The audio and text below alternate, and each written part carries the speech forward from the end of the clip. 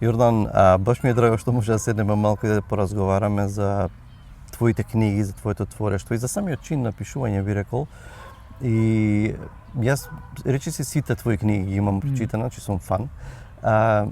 И ме интересира, би почнал со едно директно, суштинско прашање според мене, а тоа од каде доаѓа поривот да пишуваш? Зошто пишуваш во основа? Што те движи да пишуваш? Ми се допаѓа што го искористи зборот порив, затоа што токму така ја чувствувам мојата потреба за пишување. Тоа е една енергија која бара да излези од мене и кога јас ја извадив од мене, нели со првиот роман 2021 и веќе не можам да застанам да пишувам. Дома буквално знаат дека јас ако не пишувам сум нервозен.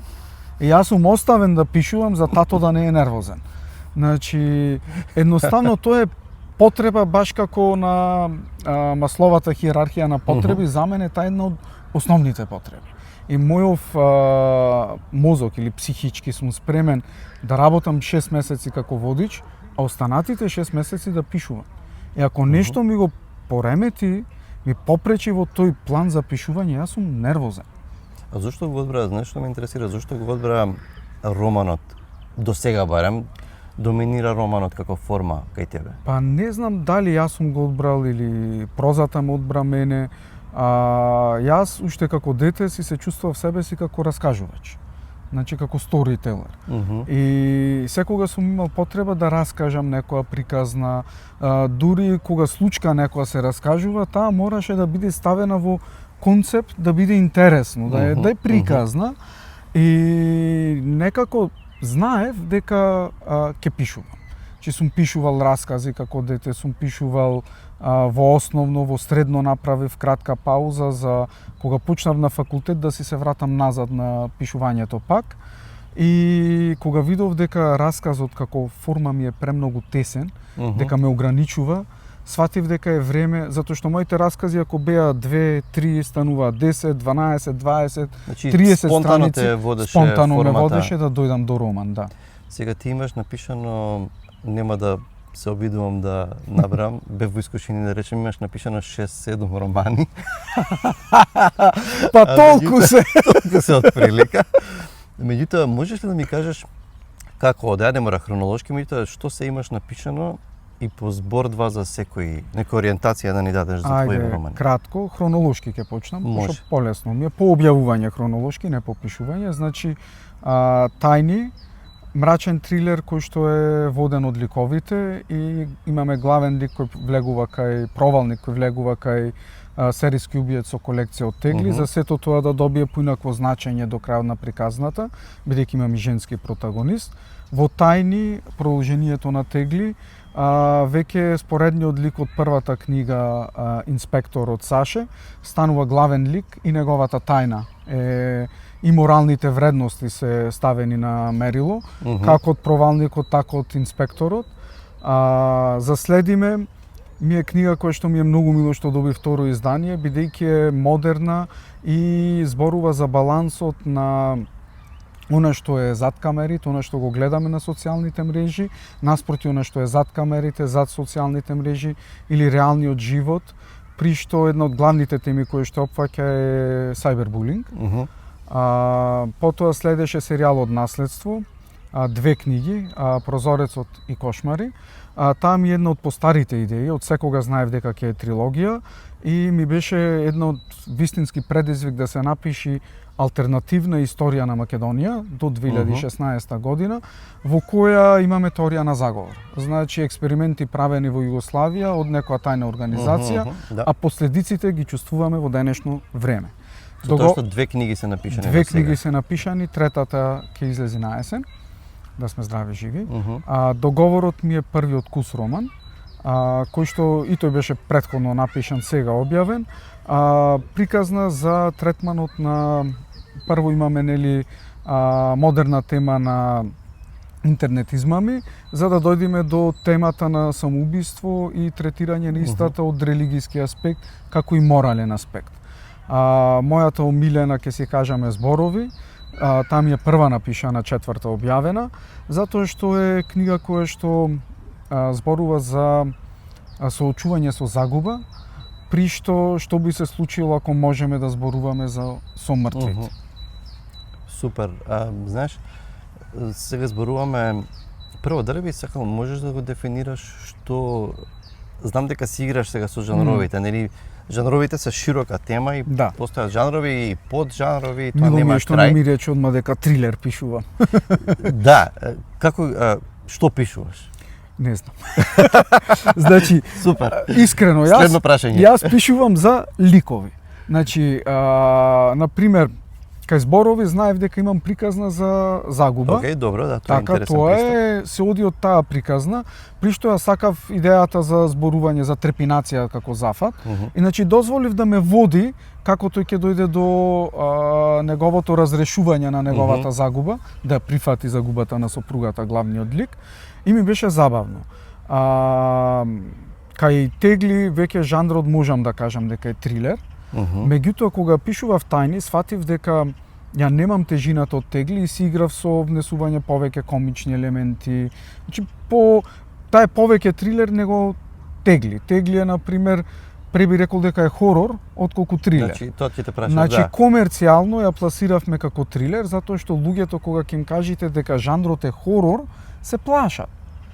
Има некаква представа за тоа што е хорор. Значи очекуваат крв, не знам, да прска, да се вадат делови. Да се отсекуваат со моторна пила. Исто. Кај Прозорецот ми беше предизвик епистоларната техника на пишување, кај Наследство, и кога го напишав Прозорецот се роди целосна идеја за 3 книги. И фактички јас искрено не сакав да го пишувам тоа, ама идејата кога веќе излезе Прозорецот стои тука и ти вика ајде. И пример првата книга е епистоларна и имаме повеќе детективски дел кој што ми беше тежок зашто не сакам такви книги да пишувам. Меѓутоа втората Кошмари се заиграв и решив дека ова е еден психолошки трилер кој што зборува за стигмата на одење на психијатар, психолог кај нас. Чи војник кој што се враќа со трауми и почнуваат фамилиарни проблеми за накрај нормално да свртиме во светот на Прозорецот, да се поврзиме со тие експерименти. Значи, ова ќе биде трилогија, ќе се комплетира.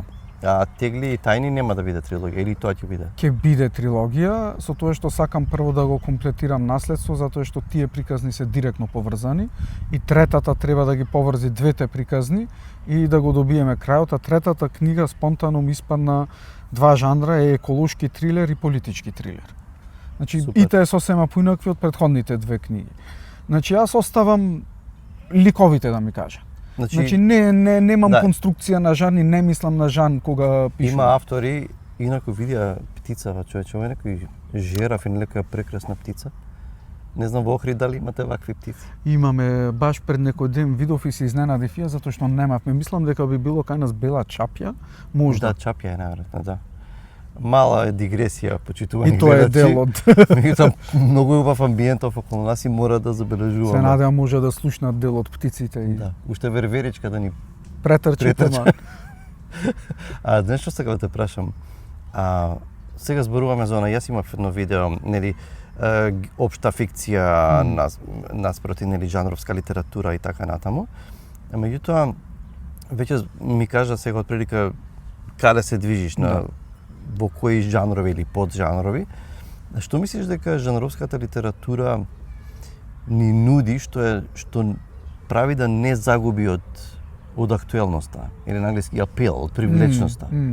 Без разлика дали зборуваме за романса или за дека е бегството од реалноста. Значи, ние знаеме дека во Македонија нема да наидиме на серијски убици, нема да наидиме на толку чести планирани убиства и слично. И кога ќе читаме, ние бегаме од нашата реалност. Кога читаме за тоа колку е тежок животот во Македонија, ние одбивно, затоа што знаеме колку е тежок животот во Македонија, затоа што реално сме се соочиле со такви проблеми. Исто така сметам дека жанровската литература има еден огромна предност, затоа што може одредени теми да ги направи многу помокни. Например, ми дојде како случај што беше кај нас со киднапирање на девојчето, на Вања. Например, ако земе да се работи таа тема, како чиста, значи е веќе жанровска, така, меѓутоа, слично киднапирање на деца, убиства на пример, ти даваат можност да ги засилиш емоциите на некој начин. Ти дава можност да се посветиш на она што доаѓа после.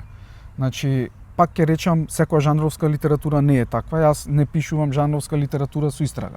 Значи, ако е истрагата, тогаш фокусот нема да е на емоциите, ќе е на детективот кој што сака да го разреши случајот. Меѓутоа, ако се посветите на семејството од починатиот, ако се посветите на што се случува со нив, паралелно со истрагата, тогаш добивате добар трилер.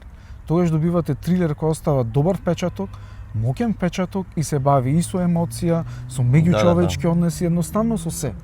Оно што те разбирам потполно, оно што ми се допаѓа кај тебе што знаеш како се човек може да сака да пишува жанровска литература и да има добри идеи, меѓутоа треба да се искомбинира тоа и со да бидеш добар писател. Да. Со други зборови треба да знаеш тоа добро да го направиш. И сака и тебе и во зборови затоа што и за ти кажав и затоа мислам дека ми е омилена книга од твоите книги. И тоа е таа емоционална, тој emotional appeal, емоционална не знам, не се привлечност, туку не знам, да кога читаме книга затоа што сепак во основа сакаме и да доживееме нешто. Точно. Да почувствуваме некакви емоции. И ако тоа е искомбинирано, затоа што можеби опасноста кај жанровската фикција е предвидливоста на шемите. Точно. И можеби затоа и ми се допаѓа што не се заглавуваш ти само во една шема, што се повторува до бескрај, меѓутоа тоа веќе станува премногу предвидливо и претпоставам како писател ти е предизвик да се играш, да одиш меѓу жанровите и така натаму. И што мислиш дека не е тоа, се веројатно ми одговори до некаде што не враќа кај жанровите. Дали е само бегство од реалноста или? Па не е само бегство од реалноста. Знаеш, јас тргнувам и од себе, зошто, значи, факт е дека читам се, меѓутоа факт е дека читам повеќе жанровска, сакам да читам фантазија, сакам едноставно се да читам. Јас конкретно сакам приказни. И сакам ликови, и сакам тоа што рече ти, читателот да се поврзе, да ги почувствува ликовите дека се вистински. Ако ти ги почувствуваш ликовите како вистински, многу е полесно се врзиш со таа приказна и те тера едноставно да читаш. И едно од правилата ја што ги користам е да нема вишок на информации. Значи, сакам да сум поконцизен, затоа што кога ќе почне со тоа треба да има тек, обрнувам внимание на динамиката и кога ги создавам ликовите, барам што е она што мене ме поврзува со ликот, односно што е она што јас можам да го најдам кај него, за да може и читателот да го најде и да се игра. Например, зборови, загубата е нешто што сите сме искусиле. Само што во приказната е донесена на едно највисоко ниво, каде што главниот лик се запоставува себе си, не сакајќи да прифати таа загуба, и тогаш го имаме прашањето што понатаму. И кога јас си го поставувам, ќе си го постави и читател. И мислам дека тоа е добро направено. Нешто сакам да те прашам, ми се допаѓа што си имаш своји фанови или луѓе што ги следат твоите книги, што претпоставувам има луѓе што го чекаат секој нареден роман и сега тука се поставува, баш и ми беше поставено тоа прашање на една емисија пред некој време и се зборуваше за одговорноста. Ме интересира за тоа чувство на одговорност, а тоа би го надоврзал и на целата идеја како човек да направи како автор да се доближат книгите. Целото прашање на маркетингот и каков ти е ставот во однос на тоа како ги промовираш книгите? Вака, јас не сум побудник на агресивен маркетинг, значи не ми се допаѓа агресивниот маркетинг. Мојот пристап беше, прво, јас сум читател. Јас прво што одлучив е дека јас како читател ќе се поврзам со другите читатели, уште пред да излези Теги. Значи, присуството во книжевните групи, каде што луѓето мене ме запознаа како читател, за постепено да дознаваат дека Јордан изгледа пишува нешто, за да дојдеме до момент кога јас пишувам нешто. Така, значи тоа беше, затоа сметам дека Тегли имаше доста успешно деби, јас сум презадоволен, значи Кино Фросина беше полно во услови на ковид. Дури во холот чека луѓе, бидејќи не може да влезат внатре. За ова не го знаев. Да. И делот тоа е според мене, важни се социјалните медиуми, важна интеракцијата со читателите. посебно ако веќе имате изградена публика, луѓето прашуваат, еве на пример денес одвоив 15 минути да дојдам до Сајм да потпишам книги и да продолжиме нели да најдеме. Значи сметам дека маркетингот треба да се стави на некоја нормална граница. Не ги сакам видеото каде што книгите се продаваат како патлиџани во супермаркет. Значи производ, не станува збор да се разбереме за продавање на книги во супермаркет. Значи има разлика. Едноставно правам муабет за видеа кои што се направени на начин што јас го сметам за несоодветен за продавање на книга.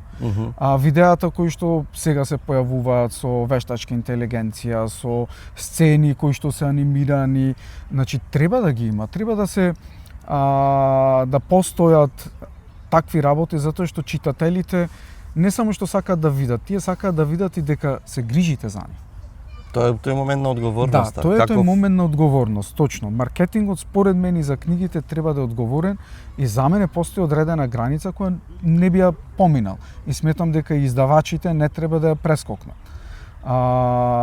Досадување во пораки по луѓе, купете ми ја книгата, нападно рекламирање со оние изреките кои што се користат, фрапантно, шокантно, кои што знаеме дека тие се оние изреки од сите медиуми кои што јас им прам unfollow кога ќе видам наслов.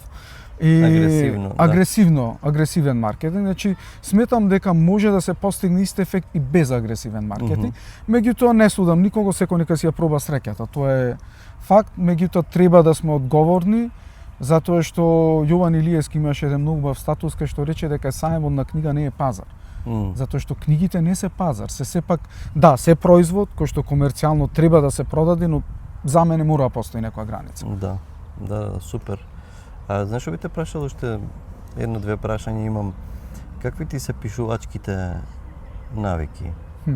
За тие 6 месеци. Сакам да. Знаеш кој благослов е да можеш 6 месеци да пишуваш. И дали и друго нешто, и дали Охрид влијае езерото на пишување? Охрид влијае многу. Охрид, знаеш, откако го зедовме пак куче, си се вратив на старата навика, а тоа е станувам порано, ги испраќам детето што е са бајле на школа. Значи до 7:30 негде сум веќе сам. Од 7:30 до 15 за 9 ми е време за пишување. Значи тоа е така, од прилика тој период, освен ако не заглавам чачкање на телефон, зашто са бајле мора да се прегледа се и почнуваме до 15 за 9, време за појадок, кафе, па пола сат до сат прошетка со кучето. И тоа е момент каде што си напишал сат време нешто и сега ти го мислиш во таа прошетка. Зошто? Затоа што јас кога ќе речам пишувам брзо, еве летна чапјата, шубаво. И кога ќе речам се извинуваме за прекинот. Прекинот програмата, тоа мало интермецо и се враќаме. Значи зошто пишувам брзо? Затоа што јас во тој сат време фокусот мене ми е на сцената. И кога ќе седам јас после на компјутер, пишувањето ми оди брзо, затоа што јас сум осмислил што сакам да кажам, сум ги осмислил главните точки на диалогот и после кога ќе седнам пишувам и ми оди спонтано и брзо, затоа што можам да се ставам во улога на двата лика што ги пишувам кога имам диалог. И кај мене едно од најважните моменти е визуализацијата. Че не можам да пишувам ако јас лично не можам да го визуализирам. Визуелниот момент ти е важен. Важен ми е. Затоа, пример, описи нема многу, ги минимизирам на она каде што е најнеопходно. Меѓутоа јас кога пишувам сцена во соба и да не опишам собата, јас морам да знам каде е двоседот, каде е фотелјата, каде е телевизор. Значи јас лично морам да знам. Супер. Значи пишувам уште 3 сати во денот, ако не излезе нешто непланирано, 4 сати пишување, активно. Тоа е од прилика. Во сезона на пишување. Во сезона на пишување, сега некогаш не се пишува секој ден, тука ми е и подготовките околу елиц писанието, наградите. Значи има плюс работа, меѓутоа кога ќе седнам да пишувам, сакам една целина да ја завршам, при што се исклучувам од се останато. Така.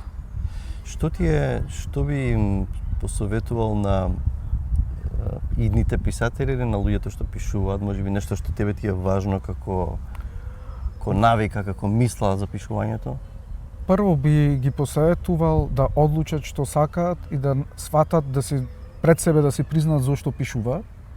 Значи јас пишувам затоа што за мене е потреба, така.